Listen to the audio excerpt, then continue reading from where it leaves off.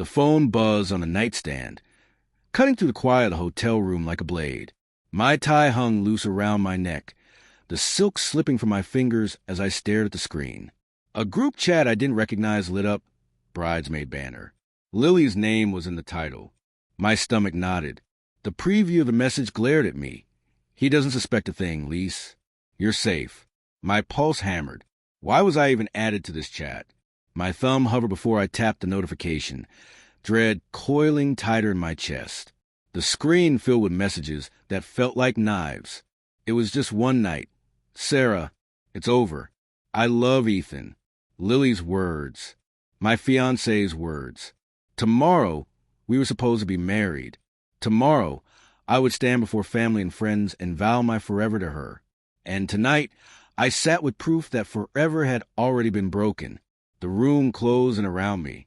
The gold wallpaper blurred. The scent of her perfume lingering on the pillows became suffocating. I dropped onto the edge of the bed, breath ragged. One night, that phrase ricocheted inside my skull. A moment of weakness. She said, but weakness didn't erase betrayal. I scrolled further, each line another twist of the knife. Jake was a mistake, but God, he was good. My chest hollowed out, frost spreading through me. I wanted to believe it was a joke, a misunderstanding, anything but the truth, but the words were there, written by her own hand. The rehearsal dinner was in an hour. I could hear faint music and laughter drifting from the banquet hall below. Our families were celebrating, toasting to a future I now knew was a lie. My reflection in the mirror stared back at me, pale, panicked, with a tie hanging loose like a noose. Who was Jake? The name clawed at me, faceless and heavy, a shadow I couldn't shake. I found myself pacing, gripping the phone so tightly my knuckles whitened. Her excuses in the chat replayed. I was drunk. It didn't mean anything, but it meant enough to burn 3 years of trust to ashes. I stumbled into the bathroom, clutching the sink. The cold porcelain grounded me, if only for a moment. Downstairs, the celebration glowed with warmth. Lights twinkled. The smell of roasted food mingled with wine, and laughter filled the air. Lily stood near the head table, radiant in a cream dress, all the hair falling perfectly over her shoulder. She smiled at her father, the picture of joy. The same woman I had proposed to on a rainy beach. The same woman who cried when I promised her forever. And yet, not the same at all. I forced myself through the crowd, wearing a smile that felt brittle. Sarah's gaze flickered to me, faltering for a split second before she masked it with laughter. She knew. I was certain of it.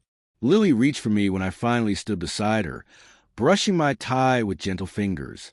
You look handsome, she whispered. I flinched at her touch. You okay? She asked, her voice warm and unsuspecting. My throat tightened. Just nervous, I muttered, each word tasting foreign. Dinner dragged on like an endless performance. Speeches about love and loyalty felt cruel, like barbs digging deeper under my skin. Lily's hand rested over mine, her touch now unfamiliar, alien. I sat trapped in silence, pretending to be the man I had been just hours earlier. Later, I escaped outside into the garden. The night air was cool, leaves rustling in the dark. I pulled out my phone and reread the messages, each one reopened and wound. Then a new text appeared from Sarah. Lise, you need to tell him. It's eating you alive. My breath stopped. Was Lily planning to confess? Or was this another layer of lies?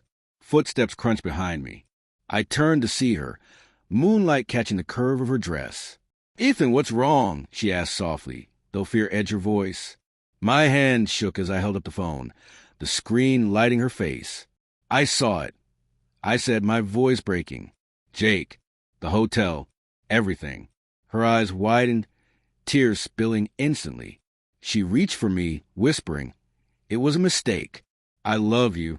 That word, mistake, split me open. When were you going to tell me? I demanded. After the vows?